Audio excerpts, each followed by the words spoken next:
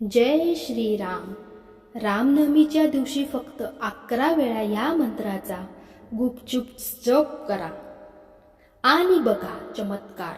कारण काही मंत्र अत्यंत प्रभावी मानले जातात। हे मंत्र तुम्ही मनातल्या मनात अगदी गुपचूप जपले तरीही त्याचे मोठे फळ नक्कीच मिळू शकते असे सांगितले जाते। कारण रामनवमी हा प्रभू श्री रामचंद्राचा पवित्र जन्मोत्सव आहे। या दिवशी श्रद्धेने केलेली उपास सुख, शांती आणि समृद्धी आणते, शिवाय घरात मोठी भरभराट येते असे शास्त्रामध्ये सांगितले जाते। मग रामनवमीला कोणते मंत्र म्हणावे आणि कशी पूजा करावी या संबंधित सविस्तर माहिती आता आपण या व्हिडिओमध्ये जाणून घेऊया।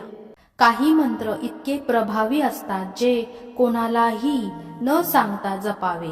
सर्वात प्रभावीशाली मंत्र आहे प्रभू श्री रामचंद्राचा हा सिद्ध मंत्र, श्री राम जय राम। हा साधा आणि सोपा मंत्र, हा सर्वात प्रभावशाली मंत्र जपून तुम्ही स्वतः चमत्कार अनुभव पहा। दुसरा मंत्र आहे संकट मुक्तीसाठी, तो म्हणजे ओम रामाय नमः। याची चमत्कारी शक्ती तुम्ही ह्या दिवशी नक्कीच अनुभवू शकता। सर्व कार्यात यश प्राप्तीसाठी मंत्र श्री रामचंद्राय नमः असा आहे। प्रभू श्री रामचंद्रांचा तारक मंत्र राम या शब्दाचा जप आहे। फक्त राम या शब्दाचा जप करणे ही सर्वात मोठी साधना। यापैकी कोणतीही एक मंत्र निवडा आणि 11 वेळा गुपचूप जपा।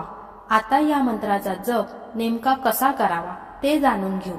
रामनवमीची पूजा दुपारी 12 वाजता करणे अत्यंत शुभ मानले जाते। रामनवमीला सकाळी लवकर उठून स्नान करावे आणि स्वच्छ वस्त्र नेसवावे।